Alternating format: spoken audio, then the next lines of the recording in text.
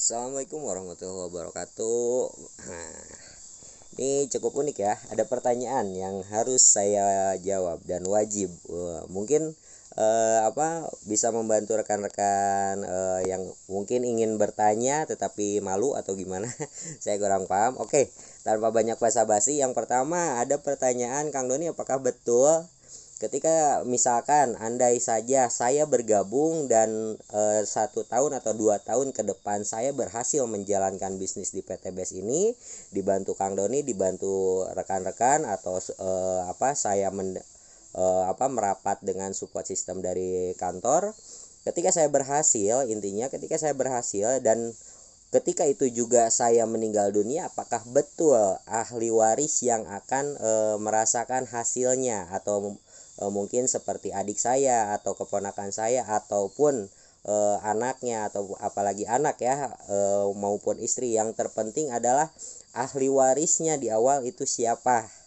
Jadi ketika Bapak Ibu atau saya pribadi meninggal dunia ke depannya dan saya sudah berhasil, poin saya seimbang, atau poin saya sudah mencapai di apa yang disiapkan oleh PT BES, tentu hasilnya pasti diwariskan. Karena yang pertama, saya baru-baru ini, karena saya sering mengikuti SLC, salah satu acara yang diadakan oleh PT BES ini, Pak Haji mengumumkan bahwa ada beberapa yang meninggal dunia, mungkin karena faktor umur atau kecapean dan lain sebagainya. Saya kurang paham. Intinya mungkin itu udah udah takdir lah intinya. Nah, Pak Haji mengumumkan bahwa ada yang sudah tembus dan itu diwariskan langsung ke ahli warisnya yang tercatat di ketika pendaftaran, karena pendaftaran di awal itu diharuskan ada ahli warisnya gitu ya. Nah, dan itu dirasakan oleh ahli warisnya next time, dan bahkan bisa menjalankan sistemnya ke depannya. Otomatis dong ketika ahli waris mendapatkan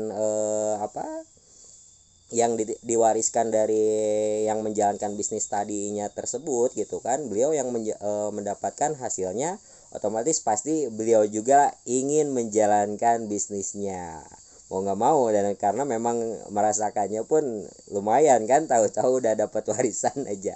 Nah, jadi betul memang diwariskan ya, dan ada beberapa, dan itu fakta ya di PTB seperti itu. Pertanyaan yang kedua adalah ini unik. Mungkin ini yang bertanya ini adalah orang-orang yang mungkin menurut saya beliau ini mungkin tidak gimana ya, mungkin atau eh, apa intinya kalau saya pribadi, beliaunya nggak mau bekerja keras mungkin ya, karena ada pertanyaannya unik seperti ini.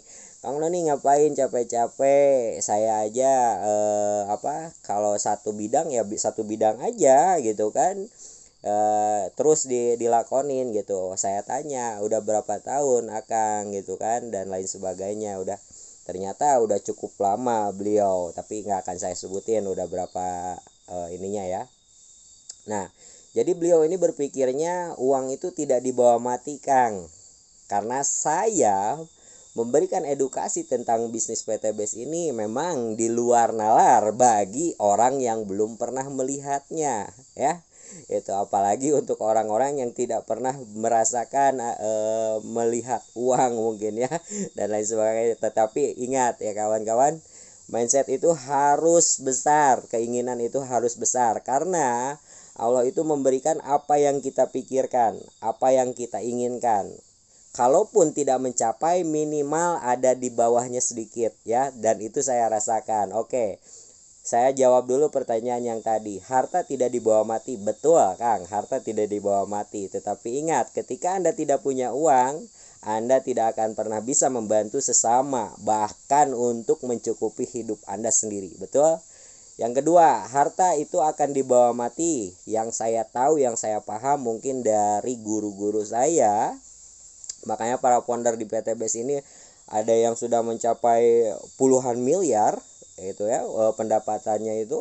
beliau membangun masjid, membuat pesantren tahfiz dan lain sebagainya gitu kan. Yang saya tahu, yang saya paham, yang saya sering dengar dari guru-guru saya, dari guru ngaji saya, insya Allah amal yang baik itu ketika kita membangun masjid ataupun pesantren, apalagi pesantren tersebut pesat gitu kan dan lain sebagainya, bahkan melahirkan tahfiz Quran, insya Allah pahalanya mengalir ketika kita meninggal dunia sekalipun ya, karena itulah yang kita inginkan ketika kita sudah meninggal dunia tentunya gitu kan.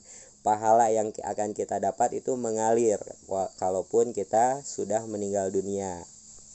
Nah, jadi harta tetap berarti bisa dibawa mati ya pada ininya gitu kan. Nah, jadi intinya seperti itu. Jadi tetaplah kita hidup satu kali, kita harus benar-benar maksimalkan usaha kita jenis apapun, tetapi yang benar-benar ingin istiqomah, yang benar-benar ingin sukses, insya Allah dengarkan semua potensi, dengarkan semua peluang yang ada, termasuk bisnis PTBS ini, karena sudah sesuai syariah ya. Itu. Terus ada pertanyaan yang ketiga lagi. Oke, yang ketiga ini cukup unik juga. Sebetulnya pertanyaan yang kedua harusnya ya, tapi saya karena tadi saya agak geli juga ada yang menjawab bertanya seperti itu. Ini masih satu orang yang sama karena di sini ada dua orang. Nah, pertanyaan yang ketiga adalah Kang Doni ngapain capek-capek, kan sekarang Kang Doni kan udah punya grosir, terus apalagi di tanaman dijual beli tanamannya berjalan. Sekarang menjalankan bisnis PTB, saya lihat Kang Doni sering keluar rumah, bahkan jarang ada di rumah gitu ya, karena saya selalu menjawab saya sedang pembinaan, misalkan seperti kemarin ke Subang, ke Purwakarta, ke Tasikmalaya, bahkan insya Allah sebentar lagi saya ke Kalimantan. Nah yang saya jawab kenapa saya melakukan semua ini, karena jujur menurut saya merasa kurang ya, yaitu tadi, kalau kita tidak kaya, kita akan menurunkan apa ke anak cucu kita? Maksimal atau minimalnya orang tua kita tidak punya, minimal kitalah yang punya untuk bisa meneruskan mewariskan ke anak cucu kita, tentunya seperti itu ya. Yang kedua yaitu tadi, hidup hanya satu kali. Kalau kita tidak memaksimalkan apa yang diberi nikmat oleh Allah Subhanahu wa taala, mau jadi apa? Intinya seperti itulah ya. Apakah mau monoton atau mau terus berkembang dengan orang-orang hebat, atau mau biasa-biasa aja? Kalau saya nggak mau jadi orang biasa-biasa saja tentunya gitu ya.